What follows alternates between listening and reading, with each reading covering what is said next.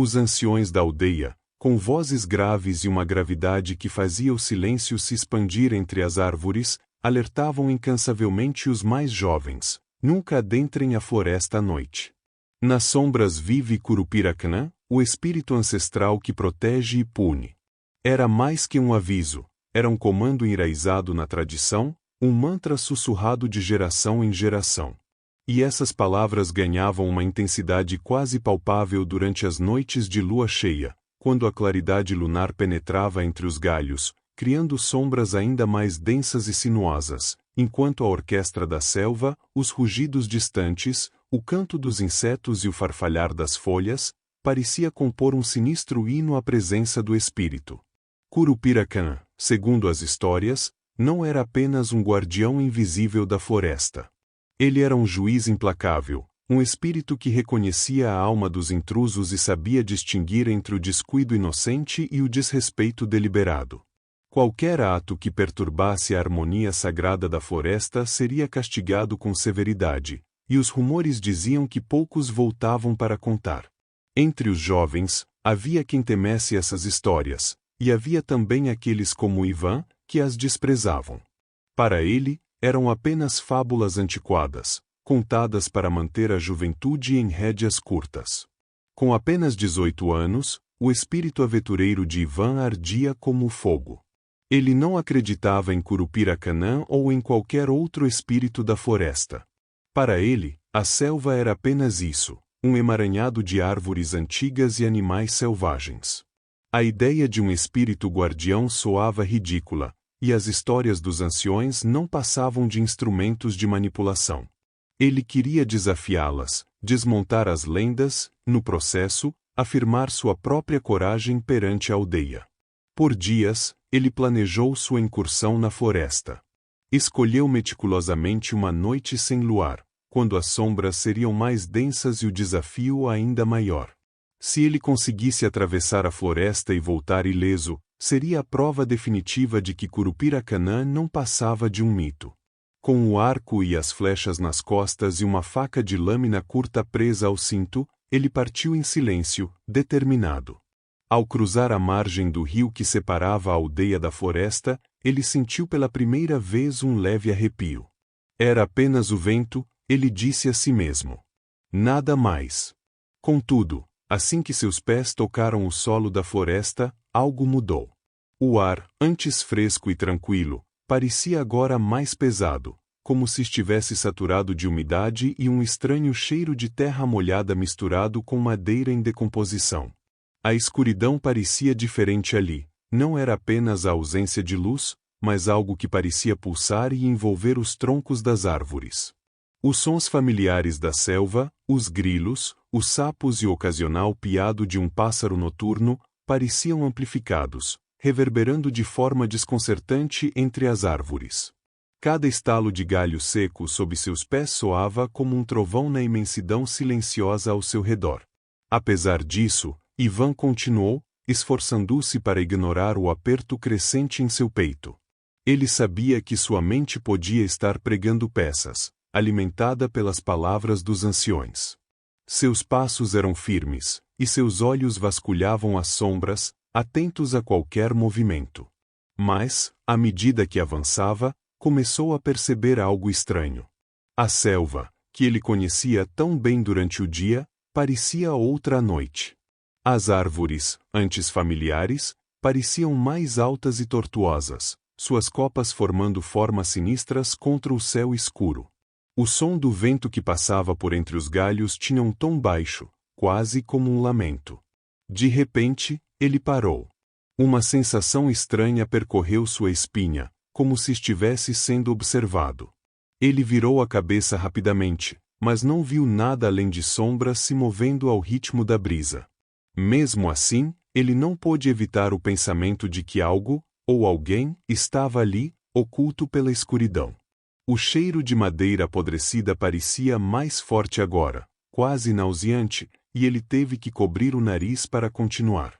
É apenas a floresta, ele murmurou para si mesmo, tentando afastar a sensação crescente de inquietação. Mas, ao dar o próximo passo, ele percebeu que os sons da selva haviam mudado. Os grilos e os sapos silenciaram de repente, deixando apenas o som de seus próprios passos ecoando no vazio. O silêncio era tão profundo que ele quase podia ouvir as batidas aceleradas de seu coração. E então veio um som. Fraco, distante, mas inconfundível, um estalo, como galho se partindo sob o peso de algo pesado. Ivan congelou, seus olhos arregalados procurando pela origem do ruído. Nada. Apenas as sombras intermináveis, imóveis, como se a floresta inteira estivesse prendendo a respiração. Ele quis dar mais um passo, mas suas pernas pareciam pesadas, enraizadas ao solo como as próprias árvores ao seu redor. Foi nesse momento que ele sentiu. Não viu nada, mas a presença era inegável, como um peso invisível pairando sobre ele. A floresta, antes apenas um desafio a ser vencido, parecia agora viva, consciente, e Ivan começou a se perguntar se as histórias dos anciões eram realmente apenas fábulas. Ele apertou a faca em sua mão, sua confiança vacilando com cada segundo que passava. Algo estava ali. Algo que ele não podia ver, mas que certamente podia sentir. Então, algo profundamente inquietante aconteceu. Os sons familiares da floresta, o coachar dos sapos, o canto distante dos grilos, o farfalhar das folhas, começaram a desaparecer, um por um, como se uma mão invisível estivesse abafando a vida ao seu redor. No início, Ivan pensou que fosse apenas sua imaginação, mas logo o silêncio tornou-se absoluto, opressor, preenchendo seus ouvidos com uma quietude antinatural. Foi então que o silêncio deu lugar a algo ainda mais perturbador, sussurros. Eles começaram suaves, quase indistinguíveis, como se fossem apenas o vento brincando entre os galhos altos. Mas, à medida que ele permanecia imóvel, tentando entender, os sussurros tomaram forma. Não eram apenas ruídos aleatórios. Eram vozes. Vozezinhas infantis, carregadas de um tom que arrepiou cada fibra de seu corpo. Elas não riam nem chamavam, mas choravam. Um lamento baixo, sufocado, cheio de dor e desespero, como o eco de crianças perdidas em um sofrimento sem fim. Ivan parou imediatamente, seus músculos rígidos como se tivessem sido tomados por gelo. Virou-se lentamente, tentando localizar a origem do som, mas ele parecia vir de todos os lados, envolvente e insidioso, como se as próprias sombras estivessem sussurrando para ele. Quem está aí? Ele gritou, sua voz ecoando pelo vazio da floresta. Tentou soar firme, mas o tremor em suas palavras denunciava o pânico que começava a se instalar. Seu coração batia tão rápido que ele achou que explodiria. Suas mãos suavam, dificultando a firmeza com que segurava a faca que trazia consigo. Não houve resposta. Apenas mais sussurros. Agora eles pareciam mais próximos, mais nítidos, como se os lábios invisíveis que os proferiam estivessem a poucos passos de distância. Palavras desconexas emergiam entre os lamentos, fragmentos de frases que ele não conseguia entender completamente. Por que, ajude-nos, não vá. Cada palavra carregava um peso quase físico, como se fossem feitas de dor pura. Ivan girou novamente sobre os calcanhares, seus olhos arregalados vasculhando a escuridão à sua volta. Ele viu apenas as árvores, imóveis como sentinelas sinistras. Mas algo estava diferente. As sombras projetadas pelas copas pareciam mais densas, mais definidas, como se estivessem se movendo em sua direção. As formas das árvores, que antes eram familiares, pareciam torcidas, grotescas, com galhos que lembravam braços longos e nodosos. As folhas farfalhavam levemente, embora não houvesse vento. Sua respiração tornou-se rápida e superficial. Um frio intenso percorreu sua espinha, fazendo sua pele se arrepiar. Ele não conseguia escapar da sensação de que estava sendo observado, mas não como antes, quando sentiu uma presença invisível. Agora, era mais concreto, como se olhos invisíveis se escondessem nas sombras, cada par fixo nele, examinando-o, julgando-o. Apareçam! Ele gritou novamente, a voz carregada de desespero. Mas as vozes não cessaram.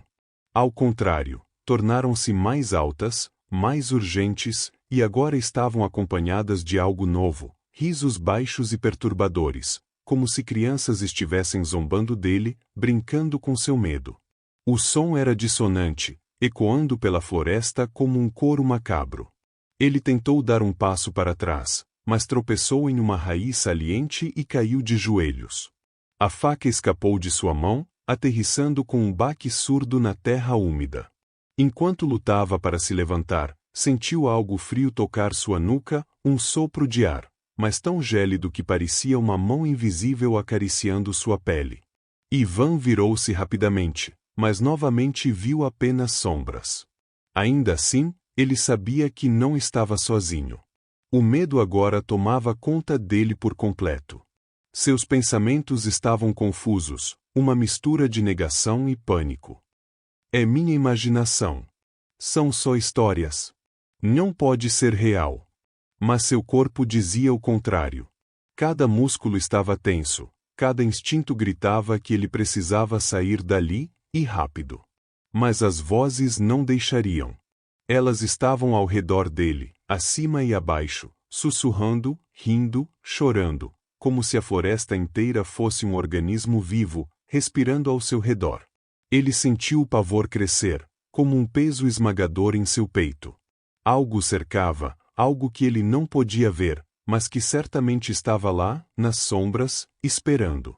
E, pela primeira vez, ele começou a acreditar que as histórias dos anciões talvez fossem mais reais do que jamais imaginara.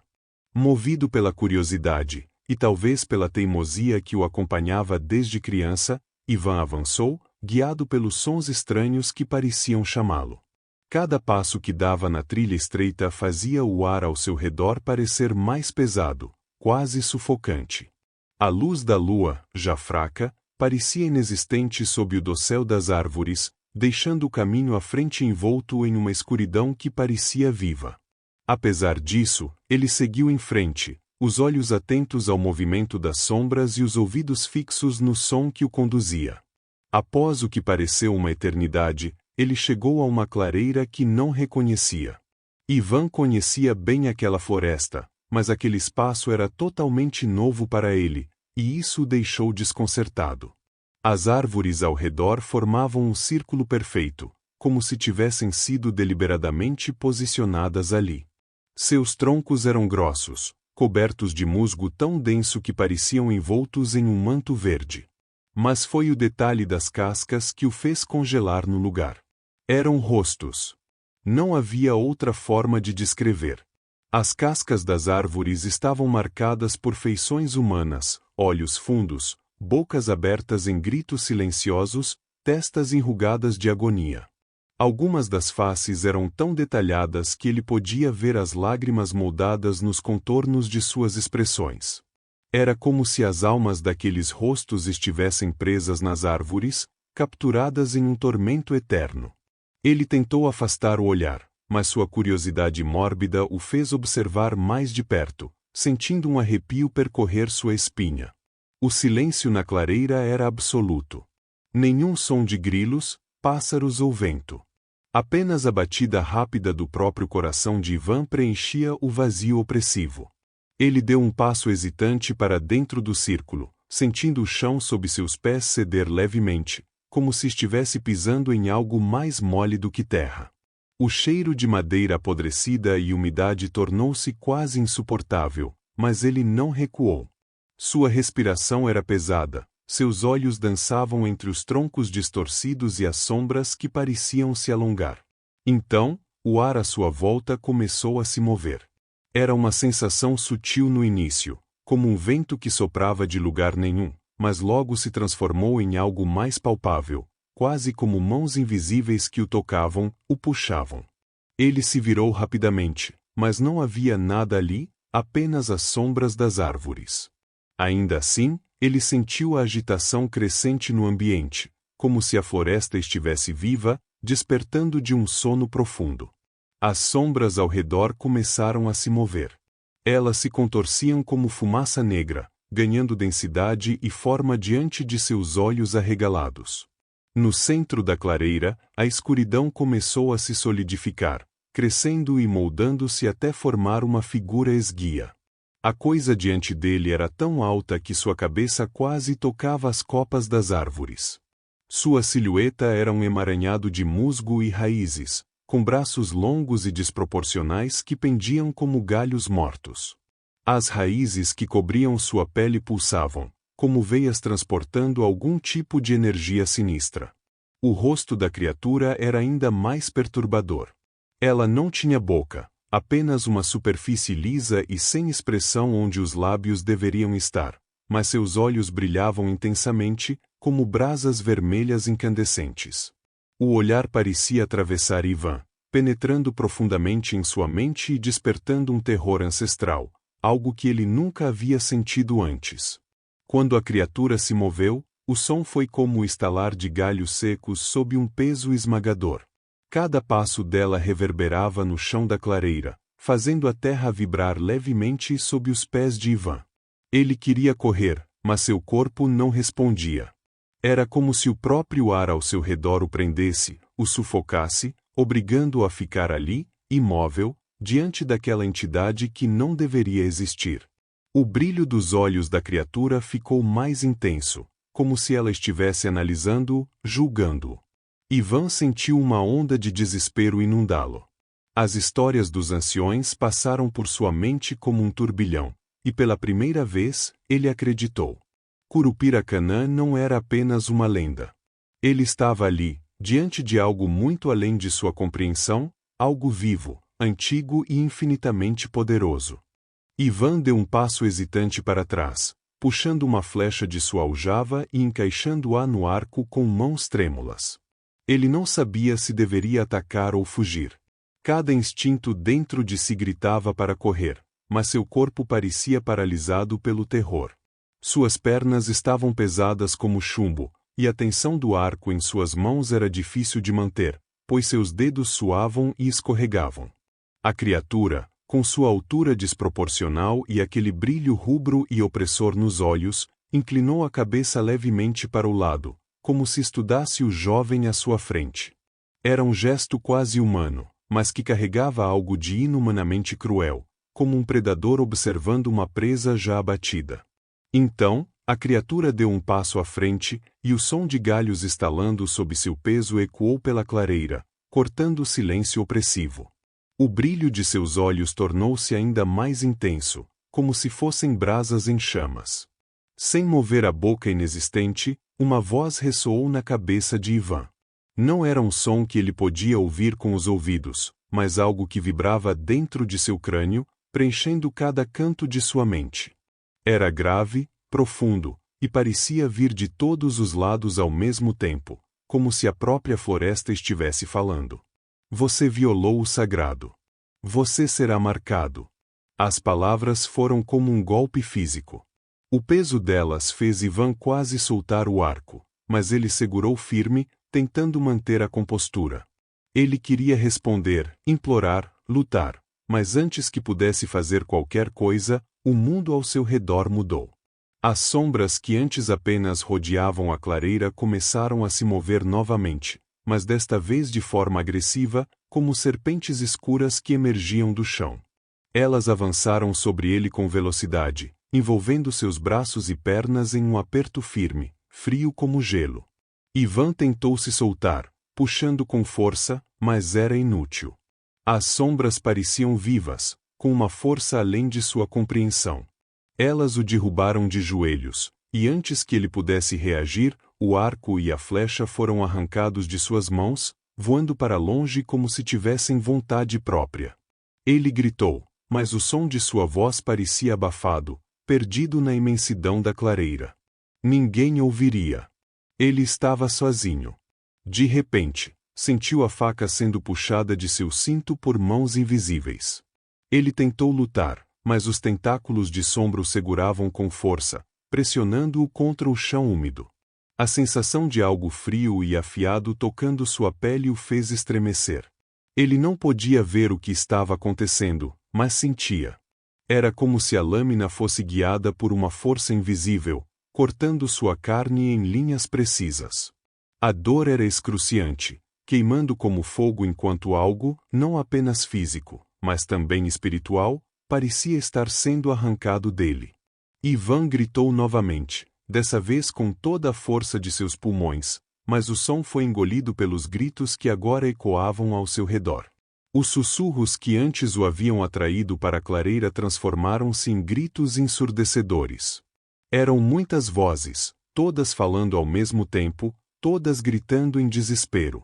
Algumas pareciam lamentar, outras acusar, enquanto outras apenas riam de forma macabra. Era um caos absoluto, e Ivan sentiu como se sua cabeça fosse explodir sob o peso do som. Enquanto a dor se intensificava, ele percebeu que os cortes não eram aleatórios. Havia um padrão. Ele não sabia como, mas podia sentir que algo estava sendo gravado em sua pele, algo que ele não compreendia, mas que parecia carregar um peso terrível, como se estivesse sendo marcado com um símbolo antigo e poderoso. A criatura o observava de perto, seus olhos brilhando com uma satisfação cruel. O mundo ao redor de Ivan começou a girar. A clareira, as árvores, as sombras, tudo parecia se misturar em um turbilhão de escuridão e luzes vermelhas.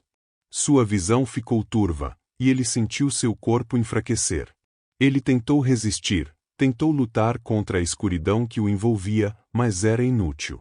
A última coisa que viu antes de perder a consciência foi o brilho intenso dos olhos da criatura, queimando em sua mente como duas brasas incandescentes.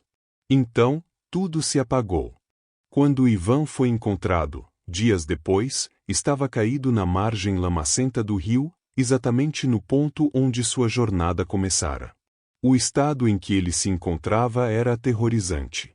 Seu corpo estava coberto de cortes profundos e perfeitamente simétricos, formando padrões intrincados que pareciam pertencer a uma linguagem antiga e esquecida. Os símbolos, enigmáticos e perturbadores, pareciam brilhar levemente sob a luz do sol, como se carregassem uma energia própria, algo além da compreensão humana.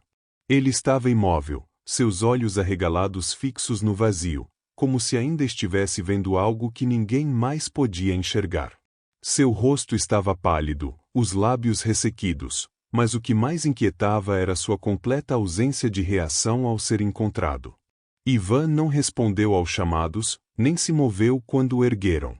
Apenas balbuciava sons desconexos, murmúrios sem sentido, fragmentos de algo que parecia mais próximo de um lamento do que de palavras.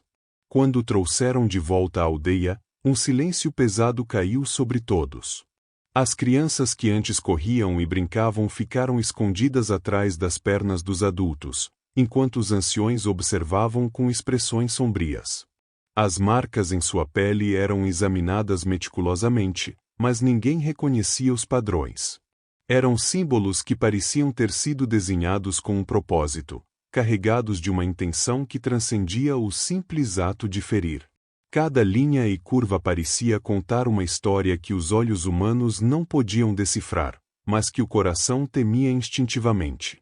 Os anciões, após longos minutos de silêncio e troca de olhares, assentiram lentamente, como se confirmassem algo que sempre souberam, mas que desejavam nunca enfrentar. A verdade era clara. Curupiracanã havia tomado Ivan como uma advertência. O jovem, tão cheio de vida e ceticismo, agora era uma sombra do que fora. Não havia mais chama em seus olhos, apenas um vazio que parecia refletir a escuridão da floresta. Ivan nunca mais falou. Nem mesmo um grito ou um suspiro escaparam de sua garganta. Ele vivia preso em seu próprio terror, balbuciando incoerências, às vezes, ficando imóvel por horas, encarando o nada. À noite, enquanto a aldeia dormia, alguns diziam ouvir seus murmúrios transformarem-se em gritos abafados, como se ele estivesse revivendo constantemente os horrores daquela noite. Mas, quando o dia nascia, ele permanecia em um estado catatônico, uma lembrança viva do que acontecia com aqueles que desafiavam as sombras. A notícia do que havia acontecido se espalhou rapidamente pela aldeia. As histórias dos anciões, antes tratadas por alguns como fábulas exageradas, agora eram encaradas com reverência e temor. Ninguém mais ousava questionar os avisos. A clareira, o rio e até mesmo as trilhas mais próximas da floresta tornaram-se lugares proibidos. O silêncio da selva, antes apenas uma característica do ambiente, agora parecia carregar uma presença, um aviso constante de que a floresta era viva e guardava segredos que os humanos não estavam destinados a compreender. As noites na aldeia tornaram-se mais longas e mais silenciosas. A floresta, que antes parecia apenas uma extensão do mundo natural, agora era vista como algo sagrado e aterrador. Os sussurros das árvores ao vento, os sons dos animais noturnos, tudo parecia carregar um significado oculto, como se cada ruído fosse uma lembrança da presença de Curupira-Canã. Os anciões reforçaram os avisos em suas histórias, e o nome de Ivan tornou-se uma lição. Ele era mencionado com pesar, mas também com medo, como uma prova de que a floresta não tolerava desrespeito. Os símbolos em sua pele, que nunca desapareceram, tornaram-se um lembrete constante, uma marca viva de que a selva, com toda sua beleza e mistério, era regida por algo muito mais antigo, muito mais poderoso do que qualquer um poderia imaginar. Desde aquele dia, a aldeia viveu em um juramento silencioso, nunca perturbar o equilíbrio da floresta. As histórias não eram mais apenas palavras, eram verdades vivas, gravadas na carne de Ivan e no coração de cada aldeão. E assim, a sombra de Curupira-Canã continuou pairando sobre eles, um guardião implacável do sagrado, sempre observando.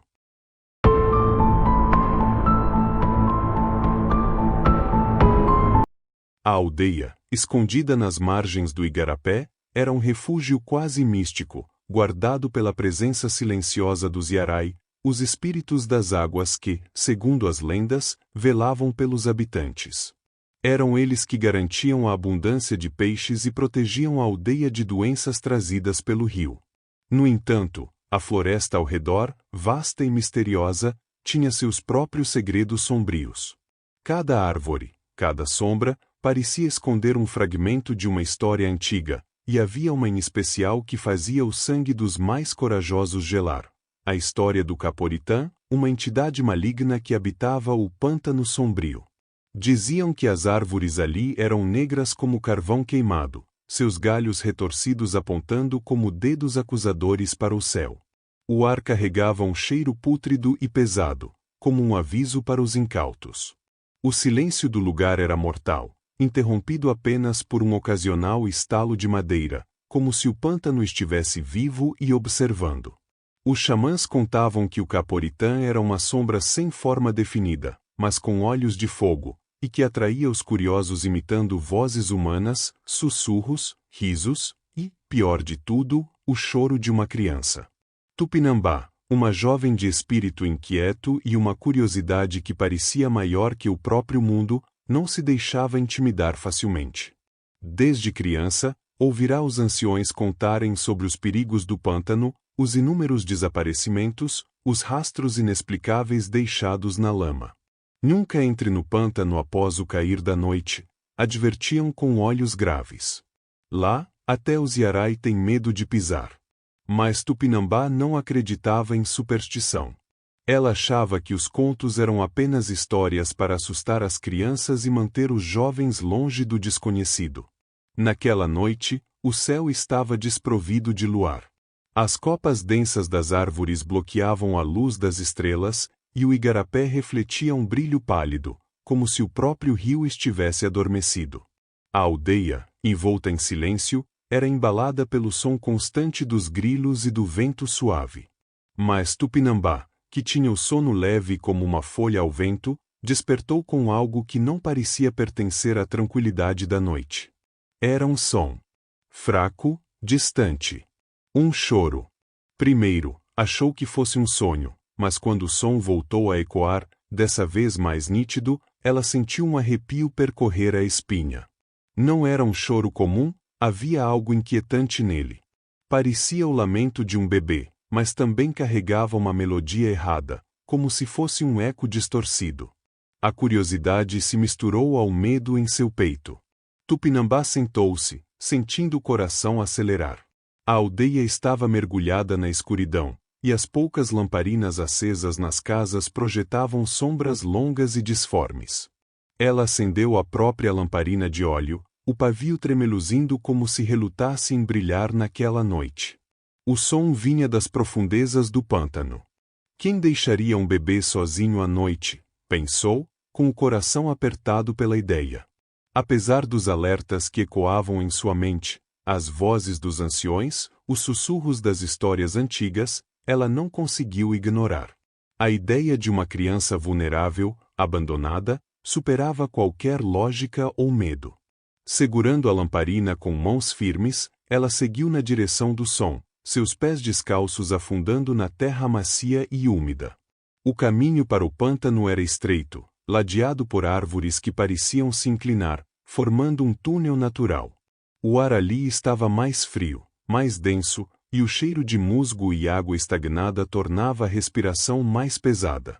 A cada passo, o choro ficava mais claro, mais insistente, mas também mais errado. Era como se a melodia do som estivesse quebrada, carregando uma nota desarmônica que fazia seus pelos se arrepiarem. A jovem hesitou por um momento ao alcançar a borda do pântano. A água parada refletia a lamparina como um espelho turvo, e a paisagem ao redor era ainda mais opressiva do que ela imaginara. As árvores negras pareciam vigiar seus movimentos, e o chão ao redor era uma mistura traiçoeira de lama e raízes retorcidas. O choro vinha de algum lugar mais adiante, mas agora era difícil determinar de onde exatamente. O som parecia dançar pelo ar, ora próximo, ora distante, como se estivesse brincando com ela. Por um momento, Tupinambá quase voltou. Uma sensação estranha, um pressentimento, dizia para ela sair dali. Mas a ideia de uma criança em perigo puxou-a para frente, como se algo invisível a empurrasse. Ela segurou a lamparina com mais força, dando mais um passo. Então, o choro cessou abruptamente. O silêncio que se seguiu foi ensurdecedor, como se o pântano inteiro estivesse prendendo a respiração. E, nesse silêncio opressivo, Tupinambá ouviu outra coisa, um estalo suave, vindo de trás dela. Seu coração disparou. Ela girou o corpo, erguendo a lamparina para iluminar as sombras atrás de si. O ar parecia mais pesado, como se algo, ou alguém, estivesse perto.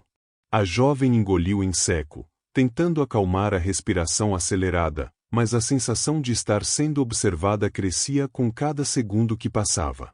Algo a aguardava no pântano. Algo que não era humano. E Tupinambá estava cada vez mais perto de descobrir o que era. Contra os avisos que tantas vezes ouvirá, Tupinambá decidiu seguir o som. A inquietação em seu peito era maior do que o medo. Ela se armou com sua coragem e uma faca simples, cuja lâmina mal reluzia à luz tremeluzente da lamparina. Não era uma arma imponente, mas o peso dela em sua mão lhe dava algum conforto, um símbolo de resistência contra o desconhecido. A cada passo em direção ao pântano, ela sentia a textura do chão mudar sob seus pés. Primeiro, o solo firme deu lugar à terra macia e úmida, e logo suas sandálias começaram a afundar levemente na lama fria.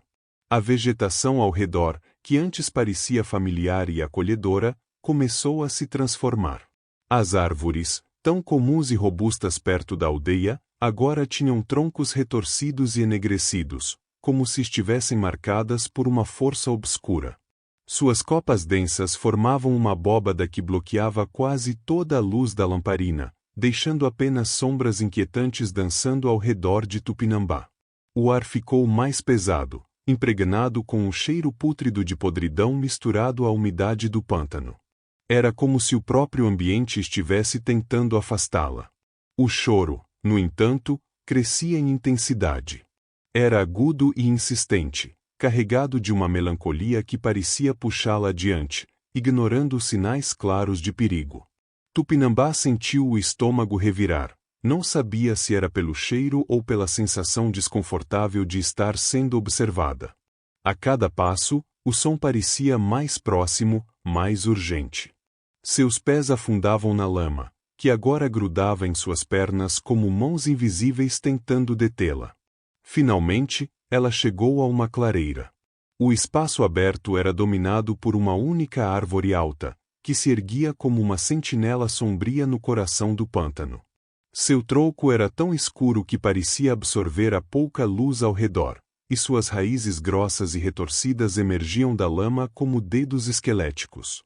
Elas se entrelaçavam em algo que parecia preso ao solo, escondido sob o véu de lodo e escuridão. Tupinambá sentiu um arrepio percorrer sua espinha quando o choro ecoou mais alto, vindo de algum lugar próximo à base da árvore.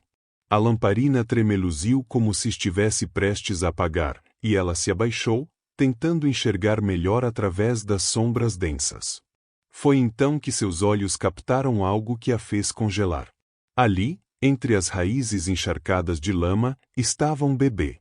Seu pequeno corpo estava parcialmente enterrado, coberto de sujeira, e sua pele pálida brilhava de forma estranha sob a luz vacilante. O bebê tinha os olhos cerrados e a boca aberta em um grito, mas nenhum som parecia sair. O choro, que ela tinha certeza que vinha dele, não correspondia ao movimento de seus lábios. Era um lamento etéreo, como se o som estivesse vindo de todos os lados ao mesmo tempo. Tupinambá engoliu em seco, sentindo uma mistura esmagadora de compaixão e medo. "Meu Deus, como ele veio parar aqui?", murmurou, sua voz quase inaudível no meio da inquietante melodia do pântano. Ela hesitou por um instante, mas o instinto falou mais alto. Ajoelhando-se com cuidado, enfiou os dedos na lama para tentar soltar o bebê das garras das raízes. Sua mão tremia, e cada toque parecia enviar um calafrio por seu corpo. Assim que seus dedos tocaram a pele fria da criança, o choro cessou abruptamente. O silêncio que tomou conta da clareira era tão absoluto que Tupinambá podia ouvir a pulsação ensurdecedora em seus próprios ouvidos. Ela parou, olhando ao redor. O ar parecia ter ficado mais pesado, quase impossível de respirar, e a clareira, antes silenciosa, agora emitia um leve som de estalos, como se as árvores estivessem se movendo. Uma sensação avassaladora de que algo estava terrivelmente errado tomou conta dela. Sentindo o coração bater descontrolado, Tupinambá puxou o bebê para mais perto, mas uma inquietação crescente a fez levantar os olhos para a escuridão ao redor. Foi então que percebeu: a clareira não estava mais vazia. Nas sombras entre as árvores, formas indistintas começavam a surgir. Eram escuras como a própria noite, mas seus olhos, pequenos e brilhantes, eram como brasas, encarando-a com uma intensidade quase tangível. Ela sentiu o sangue gelar. Não estava sozinha. Algo a espreitava. Algo que havia aguardado pacientemente que ela atravessasse os limites do pântano. Algo que agora se revelava lentamente, alimentando-se do medo que crescia dentro dela. Tupinambá apertou o cabo da faca com força, sua mente lutando para decidir: correr ou lutar. A lamparina tremeluziu novamente, lançando um brilho fraco e intermitente sobre as formas ao redor. A jovem percebeu que o bebê em seus braços estava agora imóvel, silencioso, como se também estivesse aguardando algo.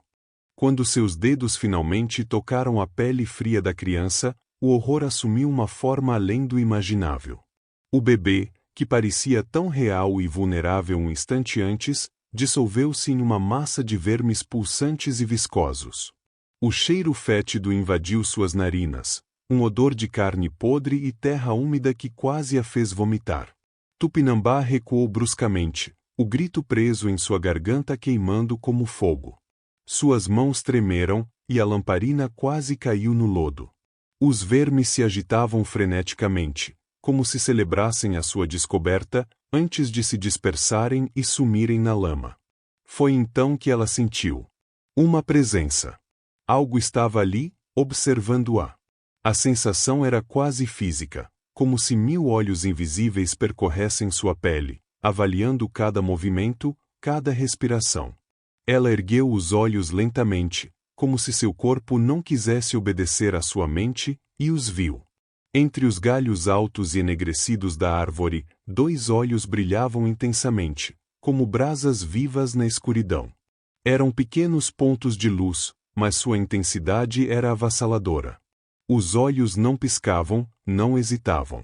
Estavam fixos nela, penetrantes e famintos. Um frio cortante atravessou o corpo de Tupinambá, congelando-a no lugar. Antes que pudesse reagir, a criatura começou a descer. Moveu-se com uma agilidade grotesca, os galhos parecendo se curvar para facilitar sua descida. A luz trêmula da lamparina revelou seu corpo em detalhes nauseantes. Sua pele era uma casca retorcida, como madeira apodrecida, repleta de fendas profundas que exalavam um cheiro insuportável de morte. Pequenos insetos rastejavam por essas fendas, desaparecendo em suas profundezas. Seus braços eram longos demais para serem humanos, quase dobrando a altura de seu corpo. As garras, curvas e afiadas como lâminas, refletiam um brilho ameaçador à luz pálida. O som que acompanhava seus movimentos era como madeira estalando sob pressão, um ranger que parecia ecoar dentro da cabeça de Tupinambá. Cada passo da criatura era um lembrete cruel de que ela estava cada vez mais perto. Seus olhos, aquelas brasas vivas, nunca se desviaram dos de Tupinambá, como se já tivesse decidido que ela era sua presa. Ela tentou correr. Forçou suas pernas a se moverem, mas o pântano parecia ter outras intenções. A lama sob seus pés, que antes era apenas traiçoeira, agora parecia viva. Grossas raízes e vinhas emergiram do chão, enrolando-se em torno de suas pernas. A cada movimento, elas a puxavam ainda mais para baixo, como se o próprio solo quisesse entregá-la à criatura. O pânico tomou conta de seu corpo, e ela lutou desesperadamente, mas era como lutar contra uma força que não podia ser desafiada. A criatura aproximava-se mais, cada passo carregando uma ameaça tangível. Tupinambá sentiu sua respiração acelerar, seu coração martelar no peito como se quisesse escapar antes dela. Com um último esforço, ela tentou levantar a faca, mas suas mãos trêmulas mal conseguiam segurá-la. A lamparina em sua outra mão lançava sombras frenéticas ao seu redor, transformando as árvores em vultos grotescos. Quando a criatura estava a poucos metros de distância, o silêncio foi rompido por um som que gelou até a alma de Tupinambá, um grito. Não era um grito humano, mas algo primal, visceral, que parecia carregar o peso de todas as almas perdidas no pântano. Esse grito rasgou a noite, ecoando pelas profundezas da floresta e alcançando até a aldeia. Lá, os anciões, que estavam reunidos ao redor de uma fogueira, pararam. Eles se entreolharam em silêncio, seus rostos marcados pela dor e resignação. Sabiam o que significava. Aquele som não era apenas o anúncio de mais uma vida perdida, era o testemunho de que o Caporitã havia reclamado outra alma. Não havia mais nada a fazer. Nada além de aguardar o amanhecer, talvez, encontrar os restos de mais uma vítima. De volta ao pântano, Tupinambá lutava contra o inevitável. A criatura estava tão próxima agora que ela podia sentir o cheiro pútrido de sua respiração, como se o próprio pântano exalasse sua essência. As garras se ergueram lentamente, como se a criatura saboreasse o momento, enquanto os olhos brilhavam com uma intensidade quase hipnótica. O último lampejo da lamparina apagou-se, e a escuridão tomou conta. O pântano voltou a silenciar, e tudo o que restou foi o som distante do vento soprando através das árvores negras. Dias depois, quando a aldeia começava a aceitar o silêncio como resposta, um pequeno grupo de caçadores decidiu se aproximar do pântano, movidos pela curiosidade inquietante que desafiava o medo. Eles eram homens experientes, com anos de convivência com os mistérios da floresta, mas o pântano carregava algo diferente. Suas sombras eram mais densas, seu ar, mais pesado. Cada passo parecia um convite ao desconhecido. Ao alcançarem a borda da clareira onde Tupinambá havia desaparecido, os homens notaram o ambiente tomado por um silêncio opressivo. Nenhum pássaro cantava, nenhum grilo criava sua melodia noturna. Somente o som ocasional da água estagnada borbulhando quebrava a quietude.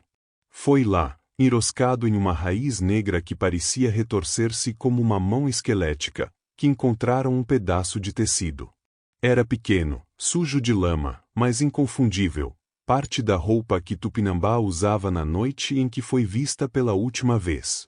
Olhando ao redor, os caçadores buscaram outros sinais, mas a clareira parecia ter engolido tudo. Nenhuma pegada, nenhum rastro. Era como se a floresta tivesse apagado qualquer vestígio dela, exceto aquele pedaço de tecido. Um deles murmurou, quase sem querer, que talvez fosse melhor deixar tudo como estava. Com uma mistura de frustração e medo, os homens voltaram para a aldeia, carregando o tecido como a única evidência da coragem, ou insensatez, de Tupinambá. Desde então, a aldeia jamais foi a mesma. À noite, especialmente durante a lua nova, quando a escuridão era mais densa, um som inquietante começava a ecoar do pântano. No início, parecia apenas o vento, mas logo tomava forma, um choro, fraco e intermitente, como o lamento de um bebê perdido. As crianças, assustadas, escondiam-se nos braços dos pais, e os adultos trocavam olhares de preocupação e medo. Os mais velhos, sentados ao redor das fogueiras, sussurravam que o choro era uma armadilha do Caporitã, ainda à espreita, buscando novas vítimas. Diziam que ele usava o som para atrair os incautos, exatamente como fizera com Tupinambá, e que qualquer um que ousasse seguir o som nunca voltaria. Para eles, o Caporitã era um predador paciente, que sabia que sempre haveria alguém curioso ou desesperado o suficiente para desafiar o desconhecido. Outros, no entanto, acreditavam em uma versão diferente da história. Diziam que o choro não era do Caporitã, mas da própria Tupinambá. Sua alma, condenada a vagar eternamente pelo pântano, chorava de arrependimento por ter ignorado os avisos dos anciões. Ela está presa entre as árvores, murmuravam os aldeões mais supersticiosos. Nem viva, nem morta. Apenas um eco da escolha que fez. Os anciões reforçaram os alertas. Ninguém deveria se aproximar do pântano, especialmente à noite. Mesmo os caçadores mais corajosos começaram a evitar aquela região, preferindo arriscar longas caminhadas para buscar caça em terras mais seguras. As histórias passaram a ser contadas com mais fervor, como um aviso às crianças e jovens que, como Tupinambá, poderiam desafiar as antigas tradições. Ainda assim, o choro continuava, ecoando como um lembrete sombrio da tragédia. Em algumas noites, era tão alto e insistente que parecia vir de dentro da aldeia, como se o pântano estivesse se expandindo, se aproximando lentamente das margens do igarapé. As lamparinas eram apagadas mais cedo, as portas reforçadas com trancas improvisadas. Mas ninguém se atrevia a mencionar o nome de Tupinambá em voz alta, como se até isso pudesse invocar algo que não deveria ser chamado. A lenda do Caporitã cresceu, tornando-se uma advertência viva para as gerações que vieram depois. E o choro na noite, seja do espírito faminto da criatura ou da alma arrependida de Tupinambá, tornou-se uma presença constante, assombrando a aldeia e lembrando seus moradores de que algumas fronteiras não devem ser cruzadas. Assim, o pântano, com suas árvores negras e seu ar de morte, continuou a guardar seus segredos, e as almas de quem ousasse desafiar seus domínios.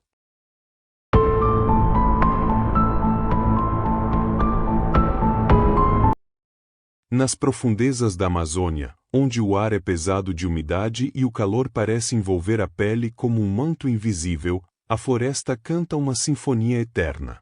O som dos pássaros ecoa em harmonia com o estalar das folhas sob os pés de animais invisíveis, enquanto rios serpenteiam silenciosos, escondendo segredos ancestrais. Ali, em um ponto onde até o mais experiente dos exploradores hesitaria em pisar, existia uma região envolta em mistério. Para os indígenas que chamavam a floresta de lar, aquele território não era apenas sagrado, era vivo, pulsando com a energia dos Ibiangá, espíritos ancestrais que eram um com a terra. Cada árvore era um monumento, cada riacho, uma artéria, e o próprio ar, o sopro vital que sustentava tudo. A floresta era mais do que um lugar. Era uma entidade com olhos que viam além da carne e ouvidos que escutavam as intenções mais profundas. Os anciãos da tribo diziam que os Ibiengá não eram apenas guardiões, mas a própria essência da floresta. Uma força primordial que existia desde tempos imemoriais, alimentada pelas raízes das árvores e pelo sangue daqueles que ousavam desafiar sua vontade. Eles advertiam que a harmonia daquele lugar não podia ser rompida sem graves consequências. Mas a ganância dos homens do mundo exterior sempre foi cega, surda e insensível aos sussurros do sagrado. Foi então que um grupo de garimpeiros, endurecidos pela ambição e acostumados a dobrar a natureza ao peso de suas ferramentas, decidiu desafiar os avisos dos indígenas. Armados com facões, picaretas e a arrogância de quem não conhece o que teme, eles se embrenharam na floresta. Para eles, as histórias dos Ibiengá não passavam de mitos tribais, contos destinados a assustar crianças ou a proteger riquezas escondidas. O primeiro golpe contra a sacralidade da floresta foi dado em um ícone vivo do sagrado, uma imensa sumaúma que se erguia no coração de uma clareira esquecida pelo tempo. A árvore, com sua copa que parecia tocar os céus, era reverenciada como o lar dos Ibiengá, um pilar que sustentava o equilíbrio espiritual daquele lugar. Mas os garimpeiros, ignorando as preces silenciosas dos anciãos, cravaram suas ferramentas no tronco maciço, sem remorso. Quando a sumaúma finalmente caiu, seu estrondo ressoou pela floresta como um trovão, e então o silêncio.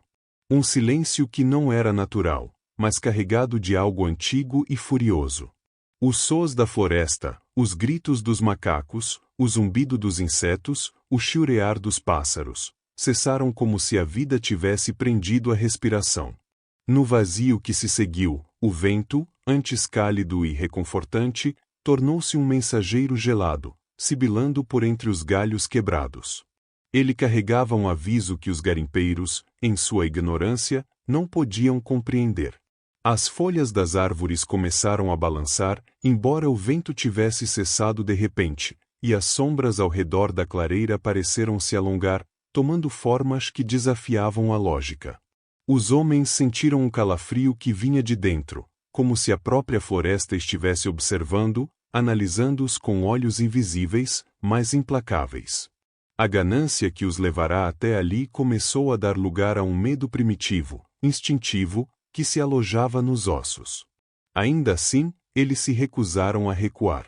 Afinal, para eles, a floresta não passava de madeira e terra, e os mitos, apenas histórias de um povo que não compreendia o valor do ouro.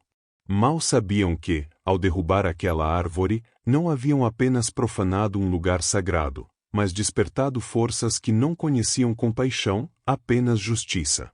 Naquela noite, enquanto o grupo de 7 homens se reunia ao redor da fogueira, o clima na floresta parecia mudar de maneira quase imperceptível, mas implacável.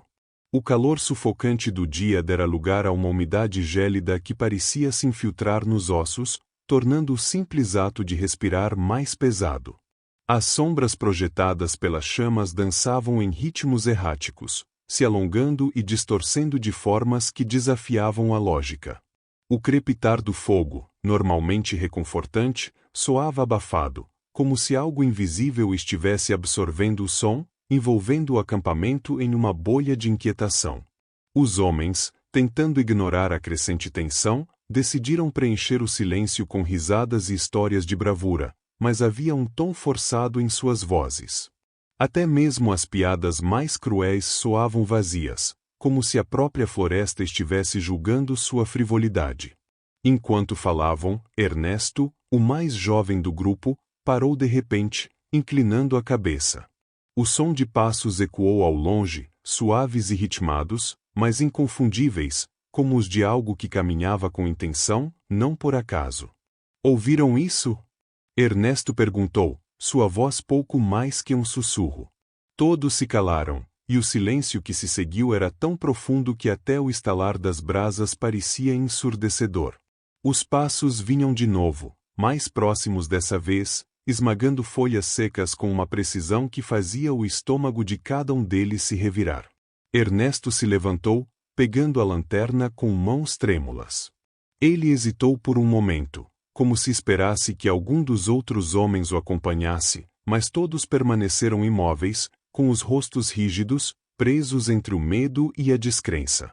Deve ser um bicho, murmurou Ernesto, tentando convencer tanto a si mesmo quanto aos outros. Ele deu alguns passos à frente, apontando o facho de luz em direção à escuridão. A lanterna iluminava apenas as árvores e arbustos, sombras imóveis que pareciam zombar de sua busca. Mas a sensação era inegável. Alguém, ou algo, os observava. Ernesto ficou ali por mais alguns segundos, tentando ouvir ou ver qualquer coisa que explicasse o desconforto crescente, antes de se virar de volta para o grupo. Nada, disse, mas o tremor em sua voz era evidente.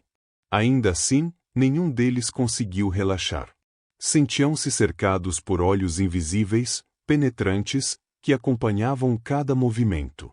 Até o vento parecia conspirar contra eles, soprando baixo, carregando murmúrios indistinguíveis que pareciam formar palavras perdidas.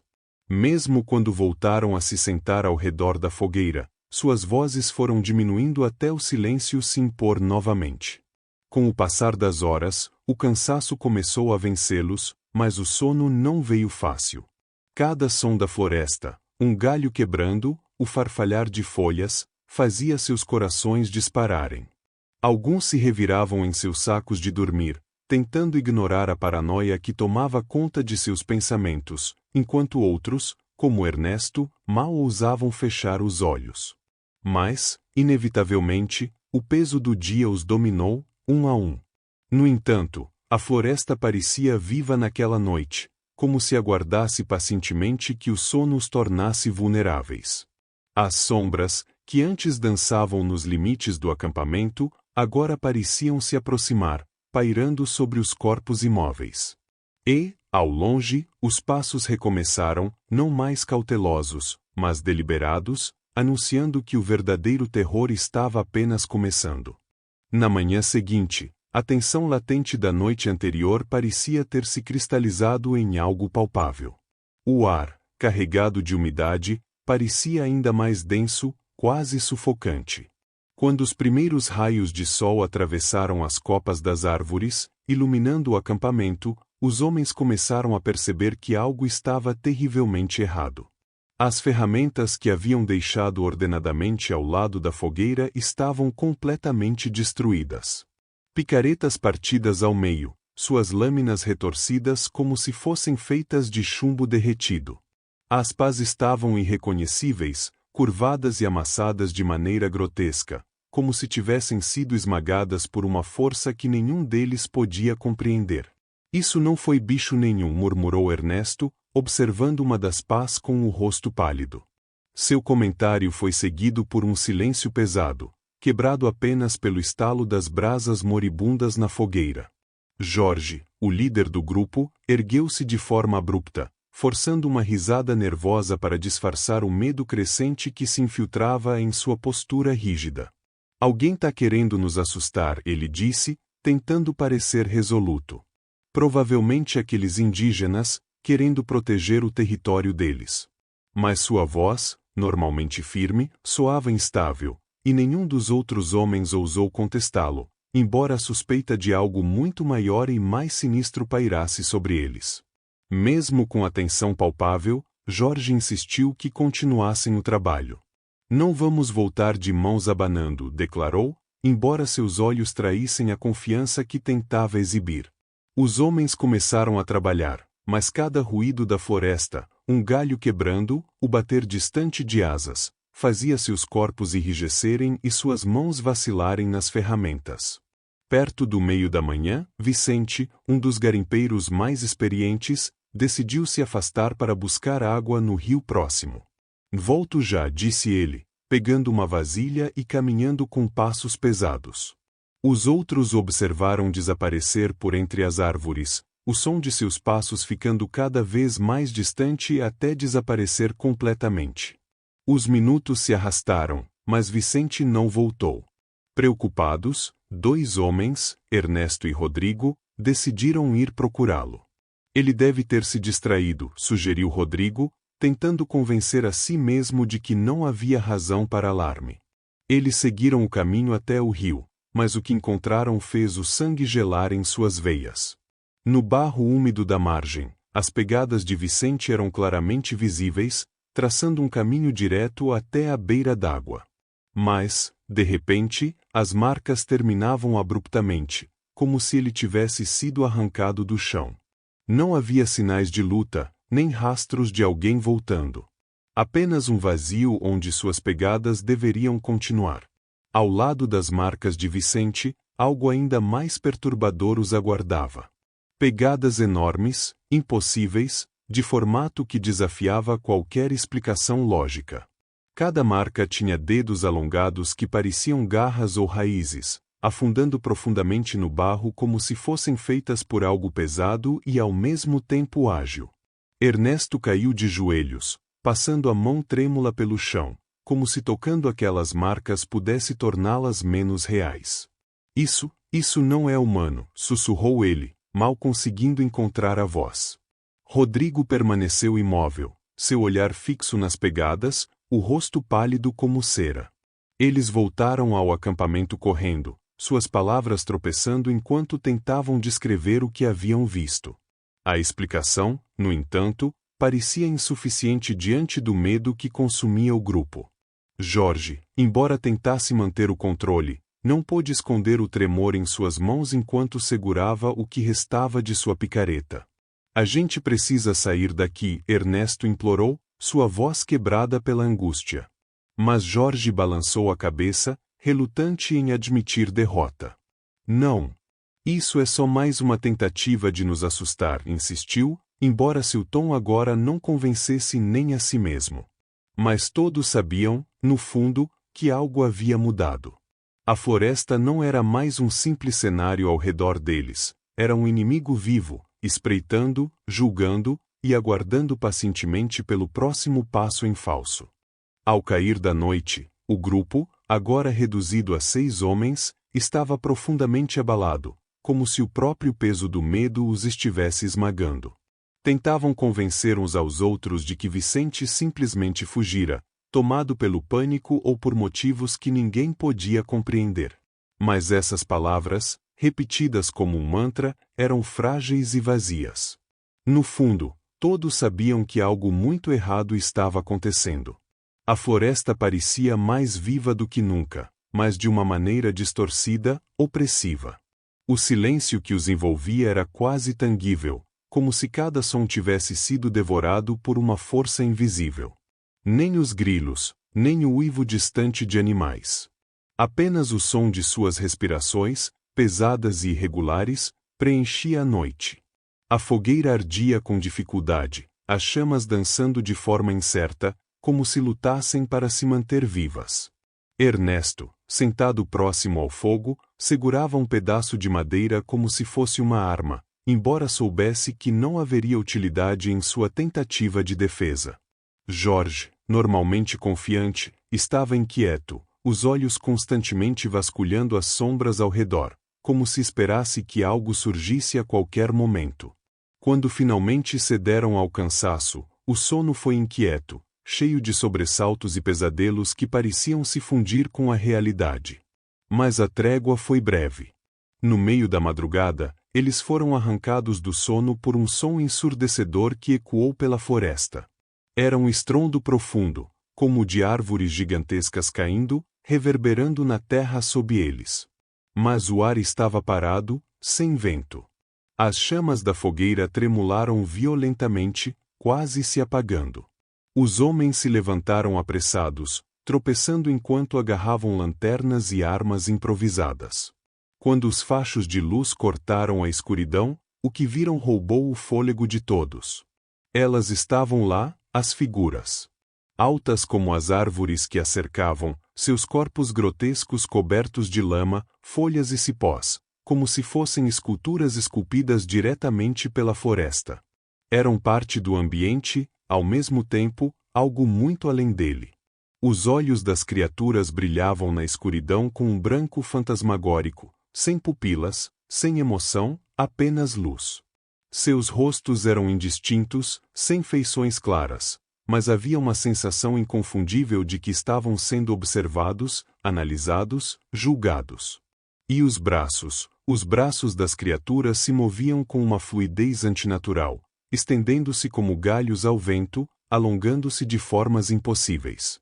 O som de madeira rangendo acompanhava cada movimento, um som que penetrava os ossos e fazia o coração acelerar.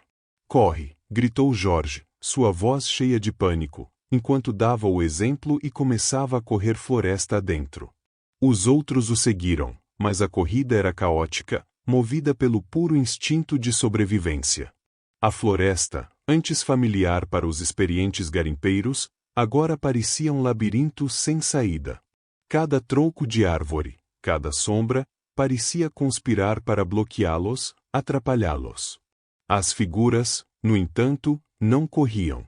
Elas simplesmente desapareciam de um lugar e reapareciam adiante, como se a distância não tivesse significado para elas.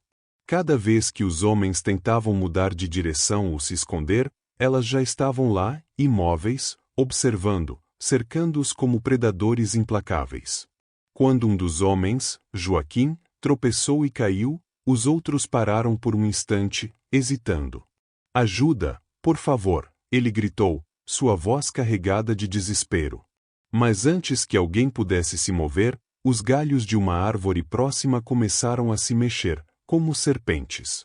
Eles se estenderam em sua direção, contorcendo-se, e em segundos envolveram o corpo de Joaquim, imobilizando-o. O grito de Joaquim ecoou pela floresta enquanto os galhos o erguiam do chão, arrastando-o para o alto, para as copas das árvores onde a escuridão era absoluta. O som de sua voz foi abruptamente cortado, deixando apenas o silêncio aterrorizante para trás. Os outros, paralisados pelo horror, mal podiam respirar. A floresta parecia respirar junto com eles, cada suspiro carregado de um propósito sombrio. Foi Jorge quem conseguiu recuperar o movimento primeiro. Vai! Continua, ele gritou, mas sua voz não tinha força de antes. Era um comando vazio, uma tentativa de negar a realidade do que estava acontecendo. E, mesmo enquanto os outros tentavam obedecer, correndo cegamente pela floresta, todos sabiam que não havia mais para onde fugir. As sombras estavam vivas, e elas não tinham pressa. Na manhã seguinte, a floresta amanheceu silenciosa, como se houvesse um pacto tácito entre suas criaturas para respeitar o horror da noite anterior. Quando os primeiros raios de sol penetraram pelas copas das árvores, os indígenas, guiados por um pressentimento sombrio, se aventuraram em direção ao território que sabiam ser proibido. Mesmo com o coração pesado, eles carregavam consigo a certeza de que algo terrível havia ocorrido. Ao chegarem à clareira, a cena que os aguardava era digna dos pesadelos mais profundos. Os corpos dos garimpeiros estavam pendurados nas árvores, dispostos como oferendas macabras aos espíritos da floresta. Cada um estava em uma posição grotesca, desafiando os limites do corpo humano. Um deles, dobrado ao meio como se fosse de papel, tinha os braços enlaçados ao redor do próprio tronco em um abraço tortuoso. Outro estava pendurado de cabeça para baixo, com as pernas retorcidas em ângulos impossíveis e os braços esticados como se implorassem por misericórdia. O mais jovem, Ernesto, parecia ter sido levantado por galhos que atravessavam seu corpo, sustentando-o como uma marionete em um teatro de horrores. Seus rostos eram ainda mais perturbadores. Congelados em expressões de pavor absoluto, os olhos arregalados pareciam ainda estar vivos, implorando por ajuda que jamais veio.